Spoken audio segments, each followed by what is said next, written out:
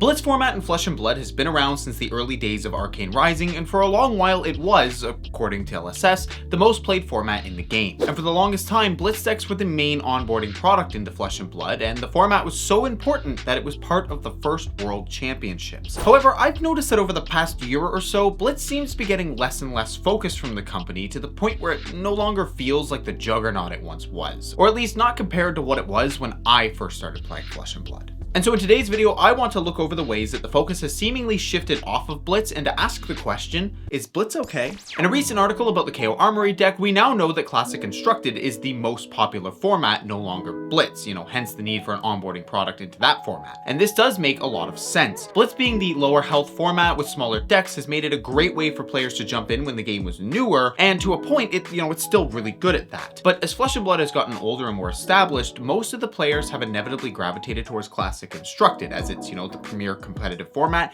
and it's what the game was designed around. And so as the established player base of the game has shifted to Classic Constructed, new players joining in at this point will naturally lean towards the thing that everyone else is involved in. And this can be reflected in the fact that, despite Blitz being a mandatory format in the World Championships San Jose in 2022, it was completely absent from the World Championships Barcelona the very next year. Outside of armories and skirmish, Blitz doesn't really see that much competitive action. There is the occasional battle hardened, but for the most part, Blitz has very much been left by the wayside when it comes to the competitive scene. But that's okay, because Blitz can now serve the role as the newer player-friendly casual format, except I'm not so sure that it fills that role as well as it used to. See, from Monarch all the way to heavy hitters, Blitz decks have been sold as these standalone products where a new player could just buy one and away they go. But with Part the Mistveil, these are going to be sold in the bundle with all 3 decks, a playmat, the box, and 3 packs, all for about $70 USD. And this is pretty good for both established and new players, as it's basically Flesh and Blood in a box. But it does ask the question, do new players want the Blitz decks as Flesh and Blood in a box? See, the main appeal of these decks was that if a player liked a hero, they could just spend $12 to $15 on a deck, and that was it. But with this bundle being, $70, the asking price is way higher. This product definitely feels like it's less of buy this deck, play at an armory, and more buy this product and go home and play it with your friends. Especially considering CC is the most popular format and we're getting entry-level decks at just $40. On top of that, LSS does plan to release a new First Strike product that we know nothing about except that it's supposed to be the true new player product. This means that instead of directing a new player to a Blitz precon like we have up until now, we may very well likely start directing them to either the First Strike product or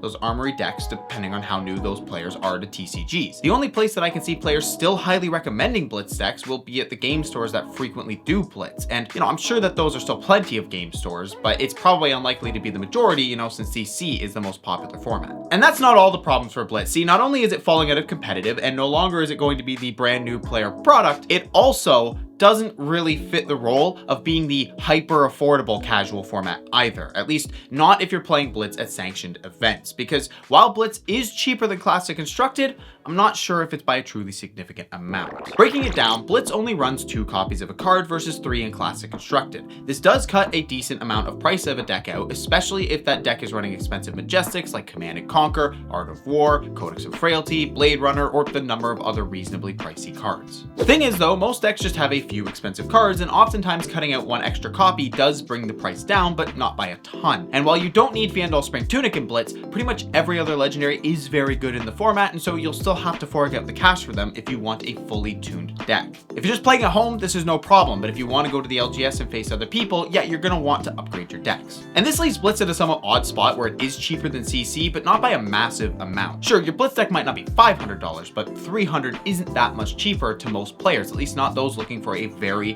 affordable format. And yeah, players can absolutely save money. They can build a deck for under $100 and see some success with it, but ultimately that deck won't be as good as fully tuned builds. And so with all this, I want to return to the question, is Blitz okay? When I first started, the format seemed way more important than it does today, and that's not to say Blitz isn't important at all. See, I think what's happening with the format is that there are 2 focuses of Flesh and Blood. The first is the competitive side of things, which is limited and Classic Constructed. CC, Draft, and Sealed are the formats the game is designed around and will likely be the main focus of the company for the foreseeable future. The second focus for the game is essentially everything casual, which encompasses Blitz, Ultimate Pit Fight, Commoner, and just anything else that doesn't fall into that main focus of competitive play. And so it seems that the lower focus on Blitz is less to do with the format itself and more to do with just more options being put out there. We even saw around the table a primarily UPF focused product be legal in official Blitz. This seems to be a good sign pointing towards Blitz still being valuable for the game, but it's just no longer the only thing to offer casual or newer players. Honestly, Blitz almost feels like it's really good for the more intermediate players, in between the hyper casual, people who want really cheap decks, and the high-end competitive player. Because sure, again, a brand new player can show up with a Blitz pre-con, but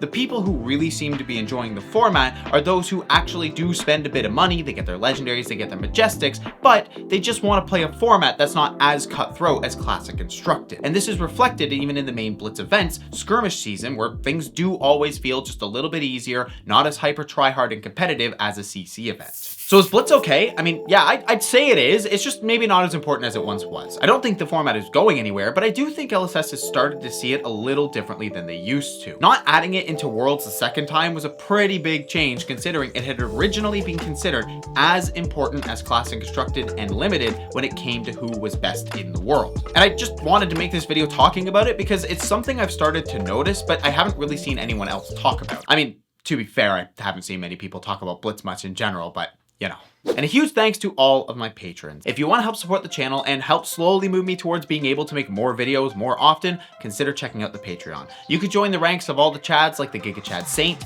Geeks First, Elixir, Vinny, Smokeopotamus, John, Ty, James, Chemical, Bryant, Transient Fire, Dark Memoria, and Big Hungry. Then we've got the Alpha Chads Thomas, Zajima, and Pavel. And finally, there's the Super Chads Bruno, Thal, Cece, Eric, Ben, and Yogbadoodles21. Thanks again as always, and stay Chadly, my friends.